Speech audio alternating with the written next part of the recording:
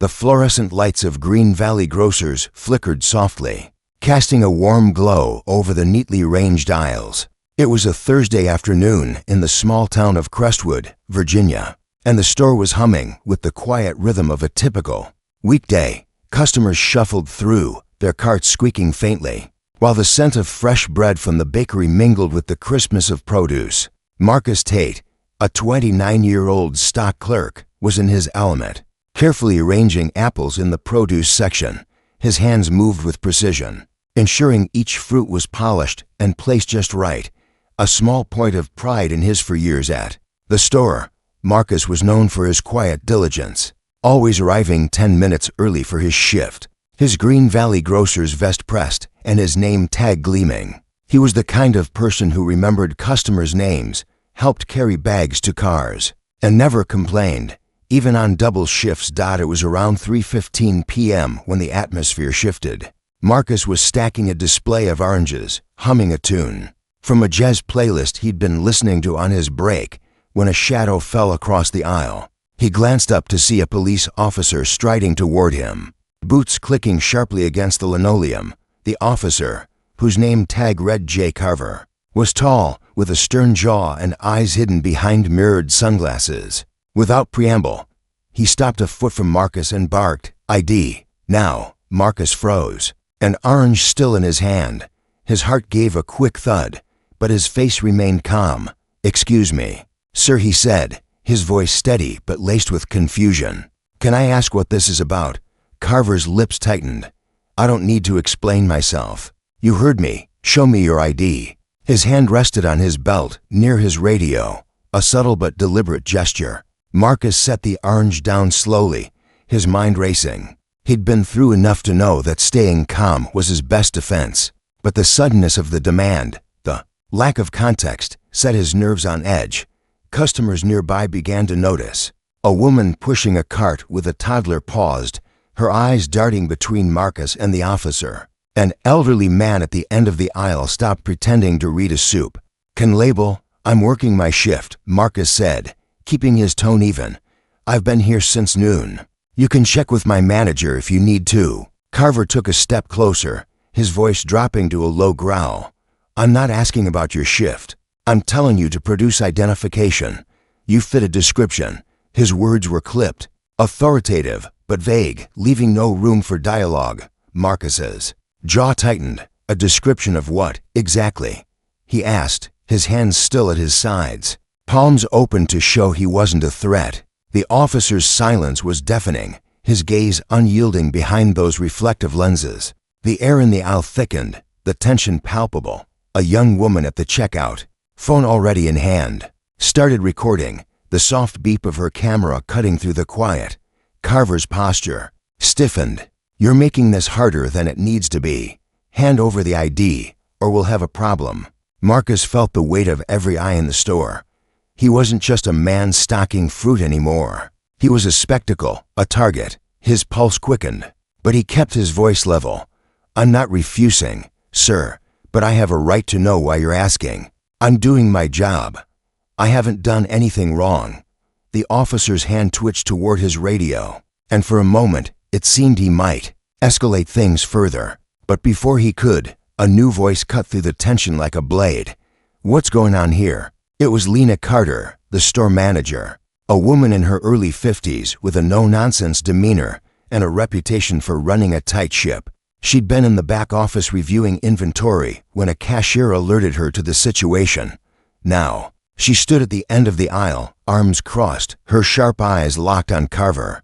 Her presence was a force, her low heels clicking as she approached, her Green Valley apron tied neatly over her blouse. Carver turned, clearly caught off guard. "This is a police matter, ma'am. Step back." Lena didn't budge. "This is my store, and that's my employee. If it's a police matter, you can explain it to me. What's Marcus done to warrant this?" The officer hesitated, his confidence wavering under Lena's unflinching stare. "He matches a description from a report. That's all you need to know." Lena's eyebrows shot up. "A description, that's it. You're in my store, interrupting my employee's work, and all you've got is a description. What's he supposed to have done?" Shoplifting, disturbance, be specific, officer. Carver's jaw twitched, but he didn't answer. Instead, he doubled down. I don't need to justify my actions to you. He needs to comply, or he's obstructing an investigation. Marcus, still standing by the oranges, spoke up. I clocked in at 11:58. I've been in this aisle or the stockroom all day. You can check the cameras. The time logs, anything you need. I'm not hiding anything, Lena nodded, her voice cutting through the air. I can confirm that. I saw him when I did my rounds at 1 p.m. He hasn't left the store. So unless your description includes a man in a company vest stocking fruit, I'd say you're barking up the wrong tree. The crowd was growing now, phones raised, murmurs rippling through the onlookers. A teenage boy near the bananas was live streaming, his whispered commentary barely audible. This is wild. Dude's just working, and this cop's on him for nothing. An older woman, clutching a loaf of bread, shook her head and muttered, "This ain't right." Carver's face reddened slightly, but he pressed on. We had a call about a suspicious individual in the area. Male, mid-20s, dark clothing. Lena's laugh was sharp, almost disbelieving. Dark clothing? He's wearing a bright green vest with his name on it. You walked past 10 other people in this store and went straight for him. Why's that? Officer, the question hung in the air, heavy and pointed. Carver's silence was an answer in itself, and the crowd felt it. The woman recording near the checkout zoomed in, capturing the officer's discomfort. Marcus, still calm, added quietly, "I've got a right to know what I'm being accused of. That's the law." Before Carver could respond, another figure emerged from the crowd. Dr. Evelyn Harper, a retired history professor who shopped at Green Valley every Thursday, stepped forward. She was in her late 60s, with silver hair pulled into a neat bun and a voice that carried the weight of decades. In lecture halls, "Excuse me, officer," she said, her tone polite but firm. "I've been shopping here for years, and I know Marcus. He's never caused a problem. If you're acting on a report, you need reasonable suspicion under Virginia law, Code 19.2-83. Without it, you're overstepping. And I'm sure you're aware that this is being recorded." The air shifted again, the crowd's murmurs growing louder. Carver's sunglasses couldn't hide the flicker of uncertainty in his posture. He opened his mouth to respond, but Dr. Harper wasn't finished. "You're disrupting a business and targeting an innocent man based on what? A vague description. That's not police work, that's profiling." The word landed like a stone, and the crowd reacted. A man in a delivery uniform near the deli called out, "Yeah, tell us what he did. You can't just roll up on somebody like this." The teenage boy's live stream was picking up viewers, the comments section already buzzing with outrage. Carver took a step back, his hands still near his radio, but no longer as confident. "I'm following protocol," he muttered, but his voice lacked conviction. Lena stepped closer, her voice low but unyielding. "Your protocol is scaring my customers and harassing my staff. You've got no charge, no evidence, and no reason to be here. I suggest you leave before this gets worse." Marcus, still standing by the oranges, felt the weight of the moment. He wasn't just defending himself anymore. He was part of something bigger, a stand against an injustice that had played out too many times before. As Carver hesitated, the store's cameras whirred overhead, capturing every second. The officer's next move would decide whether this ended quietly or became something the town of Crestwood would never forget. Marcus stood outside on the loading dock, the late afternoon sun casting long shadows across the asphalt. His hands were in his pockets, his vest slightly unbuttoned, but his mind was far from relaxed. The encounter with Officer Carver had left him shaken, not because he'd been afraid, but because he'd had to be so careful, so measured. In a moment that should never have happened. He'd grown up in Crestwood, knew its streets and its people, but moments like this reminded him that some things never changed. The breeze carried the faint scent of diesel from a delivery truck idling nearby, and Marcus let out a slow breath, trying to shake the tension from his shoulders. Inside, Lena was in the office, her phone pressed to her ear as she spoke to the regional manager. "No, I'm not letting this go," she said, her voice firm. "Marcus is one of my best. He was targeted, plain and simple. I want corporate backing on this, and I want it in writing. On the desk in front of her, the security footage played on a loop, showing Carver's approach, his demands, and the crowd's reaction. Dr. Harper sat nearby, scribbling notes on a legal pad. She'd offered to help file a formal complaint, her years of teaching civil rights history fueling her resolve. "This isn't just about Marcus," she said when Lena hung up. "It's about every person who walks into this store and feels unsafe because of who they are." Out in the parking lot, the teenage boy, Jamal, was still live streaming, now sitting on a bench with his phone propped against his backpack. His video had gone viral, racking up thousands of views in under an hour. Comments poured in, some angry, some supportive, others sharing similar stories. "This happened to my brother last year," one read. "Same thing, no reason, just a cop with a power trip."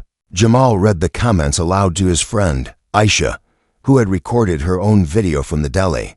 "They're saying we should send this to the local news," she said, scrolling through her phone. "Channel 7's already dming me." Back inside, Marcus returned to the produce aisle, determined to finish his shift. Customers approached him quietly, offering words of support.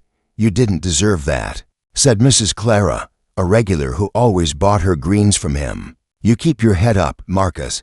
He nodded, managing a small smile. But the weight of the day lingered. He wasn't just tired, he was frustrated. Frustrated that he'd had to prove his innocence for doing his job. Frustrated that the cameras, the crowd, and Lena's intervention were the only things that kept the situation from spiraling. By evening, the story had spread beyond Green Valley Grocers. A local activist group, Crestwood Unity, caught wind of the videos and began organizing a response. Their leader, Malik Thompson, posted a statement on social media. "What happened to Marcus Tate today is a symptom of a larger problem. We're demanding a full investigation into Officer Carver's actions and accountability from the Crestwood PD." The post was shared hundreds of times, with hashtags like #JusticeForMarcus and #EndProfiling gaining traction. At the police station, Officer Carver sat in a cramped office, his supervisor, Lieutenant Rachel Nguyen, staring him down. "You walked into a store, singled out a man with no evidence, and now it's all over the internet," she said, her voice cold. "What were you thinking?" Carver shifted uncomfortably, his earlier bravado gone. "I got a call about a suspicious person. I was just doing my job." Nguyen leaned forward. "Your job is to investigate, not intimidate. You didn't ask questions, didn't verify anything. You went straight for him. Why?" Carver didn't answer, and the silence spoke volumes. Nguyen sighed, rubbing her temples. "You're on desk duty until we sort this out. And pray this doesn't end up in court." Back at the store, Lena called Marcus into the office. "You don't have to stay," she said. "Take the rest of the day. We've got this." But Marcus shook his head. "I'm finishing my shift. I'm not letting this guy run me out of my own store." Lena nodded, a flicker of pride in her eyes. "All right, but we're not done with this. I'm filing a complaint, and corporate's behind us. This isn't just about you, Marcus. It's about making sure this doesn't happen again." As Marcus returned to the floor, he noticed the crowd had thinned, but the energy hadn't. Customers lingered, talking in hushed tones, some still filming. Dr. Harper approached him, her legal pad tucked under her arm. "You handled that with more grace than most could," she said. "But you shouldn't have had to. I'm drafting a letter to the mayor's office. Would you be okay with me mentioning your name?" Marcus hesitated, then nodded. "Yeah, if it helps stop this from happening to someone else." By nightfall, the story had reached the local news. Channel 7 ran a segment featuring Jamal's video and interviews with Lena and Dr. Harper. The anchor's voice was somber, a routine day at Green Valley Grocers turned into a flashpoint for community tensions, raising questions about police conduct and accountability. Marcus watched the broadcast from his small apartment, his phone buzzing with notifications. Friends, co-workers, even strangers were reaching out, offering support, sharing the videos, demanding change. He felt a mix of exhaustion and resolve. This wasn't just his story anymore, it was Crestwood's. The next morning, Green Valley Grocers was busier than usual. Word had spread. And people weren't just coming to shop, they were coming to show solidarity. A small group from Crestwood Unity stood outside, handing out flyers calling for a town hall meeting to address police practices. Malik Thompson was there, speaking to a local reporter. Marcus Tate was doing his job, just like any of us, he said. This isn't an isolated incident, it's a pattern, and we're here to say enough is enough inside.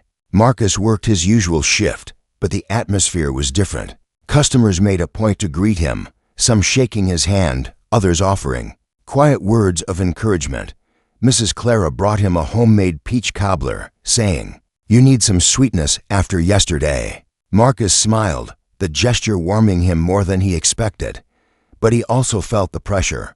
The videos were everywhere now, shared across platforms, dissected on local radio. A national news outlet had even picked up the story, framing it as a case study in community response to injustice. At the police station, the fallout was intensifying.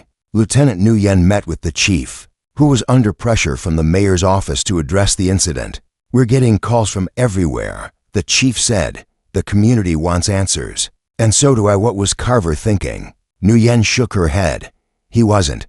He acted on a vague tip and let his biases fill in the blanks. "I've got him writing a full report, but it's not going to be enough." Meanwhile, Dr. Harper was at the library, drafting her letter to the mayor with help from a group of students who'd seen the videos online. They were young, energized, and ready to push for change.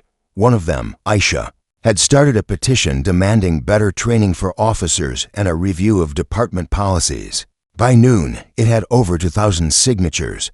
"This isn't just about Marcus," Aisha said. "It's about my little brother, my dad, anyone who could be next."